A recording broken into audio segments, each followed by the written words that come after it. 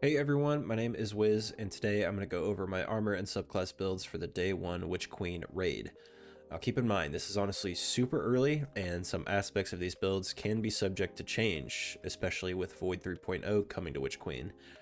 Void 3.0 could have some insane build potential, so I have left any Void subclass builds off the table for now, just because we don't know how the new Void aspects and fragments will behave. So in the meantime, here are some other builds that I will be taking into the Day 1 raid in Witch Queen.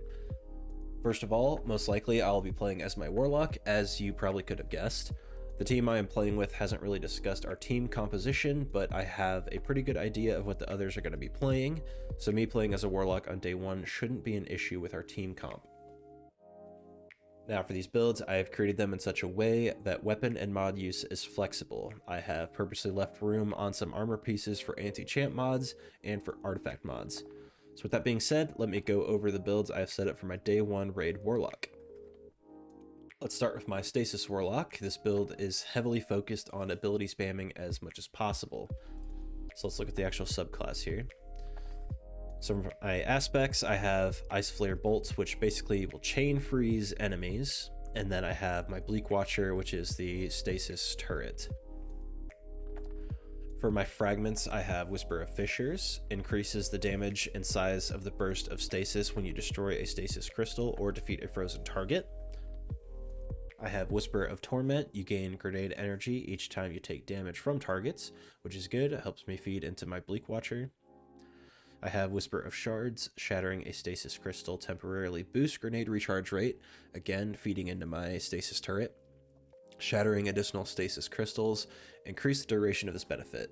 The shard also gives me a plus 10 to my resilience, which is good. And then Whisper of Chains. While you are near a frozen target or a friendly stasis crystal, you take reduced damage from targets. This fragment gives me a plus 10 to recovery, which is good, and also just gives me better damage reduction from the stasis crystals, which is great. So of the three builds I have here today, this is the only one that does use a specific weapon, but it's not completely necessary. It just complements the build very well, and that is this Ice Luna here that is Outlaw Headstone. This just adds a way to create additional stasis effects on the field. My exotic here is the Eye of Another World. Basically, it just buffs the regen of my abilities. So that's my grenade, my melee, and my rift. So this is a great exotic to have with a Stasis Warlock. I'll go over the mods here. I have Protective Light, and you'll see on all of my builds today, I'm going to have Protective Light. I think this is a staple for any kind of Day 1 build. It's a very, very, very useful mod, and I would recommend everyone use this. And then I have Dynamo, so this reduces super cooldown when I use my class ability near targets. Onto my gauntlets. I have Grenade Kickstart, so whenever I fully use my grenade energy, I get grenade energy back, so this is good for helping feed into my stasis turret some more. And I also have Fastball, so just kind of gives me more accurate stasis turret throwing, but that could be changed out with an anti-champion mod if needed. For my chest piece here, this is sort of a placeholder, but I just have Taking Charge, and I have double concussive dampeners. I just kind of left this open just because really nothing I could find really suited the build, so I left it open for maybe a stat mod if I need one, or I could even change this to a different element. It doesn't have to be a stasis one, but I left that kind of open. For my boots, I have Orbs of Restoration, so picking up an orb grants a small amount of energy to my ability with the least amount of energy in it. And then I have Elemental Shards, so Stasis Shards count as Stasis Elemental Wells for me. While this build specifically does not use Elemental Wells will still help feed your ability energy, even if you don't have any other mods benefiting Elemental Well use, so this is honestly pretty good for me and my teammates both. That is my Stasis Warlock, so now let's move on to the kind of bread and butter for any kind of Day 1 Warlock build.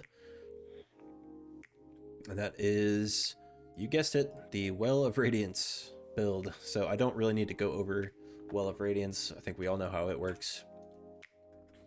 But I will go over the exotic I'm using.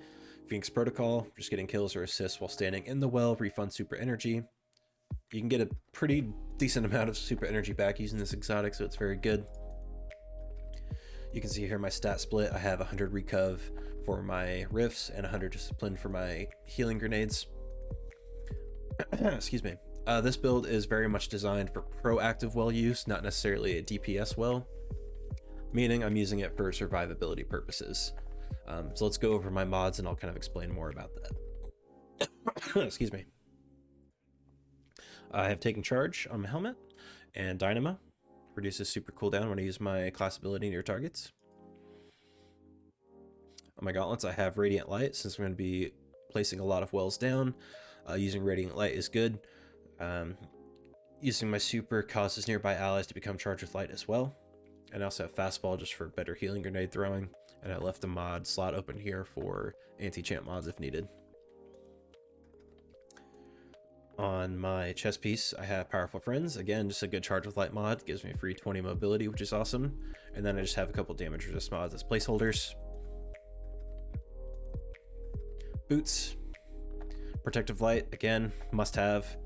And then I have Insulation, so reduces class ability cooldown each time I pick up an orb.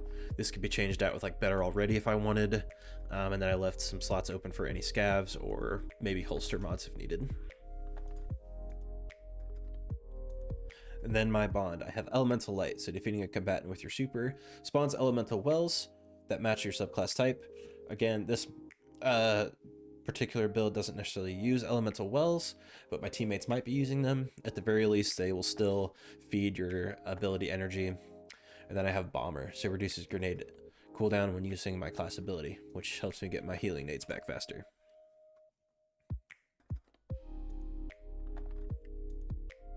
All right. So that is my Well of Radiance Warlock. Now let's go on to my last, but also my personal favorite. This is my Stormcaller Warlock. Now, he's very ugly. I'm not a fan of the armor selection either, don't worry. But it's not about the look, it's about the use. And you'll see why this is my favorite one.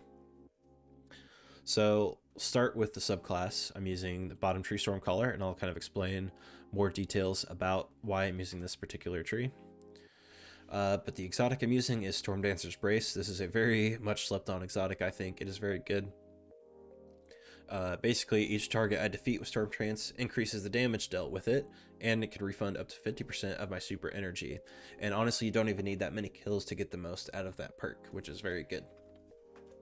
This build is designed to have high uptime on super use, as well as create several orbs for my teammates. My stat split is 100 Recov and 100 Intellect.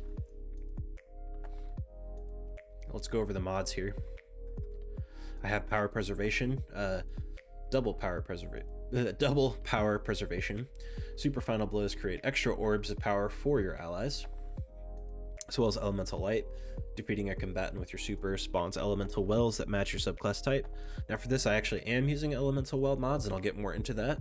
But with the Power Preservation, running double Power Preservation, I think I can make up to 10 orbs, which is a lot of orbs for my teammates. So I'll have to do some more testing, but I think you can make up to 10 orbs with this with these mods selected. For my gauntlets, Protective Light, of course. And then this one, Focusing Strike, grants class ability energy when you cause damage to the melee attack. Now this build actually focuses on melees quite a bit, and you'll see why here shortly. My chest piece, I got Radiant Light. Again, lots of super use going to be happening, and it gives me a plus 20 strength, which is great. Again, because I'm going to be using melees in this build. Boots, I have Taking Charge. The others are just kind of placeholders, but I could always switch these out for scavs or holsters if needed. But I do have Absolution, reduces all ability cooldowns when you pick up an orb, and then Better Already, which your health begins to regen when you pick up an orb.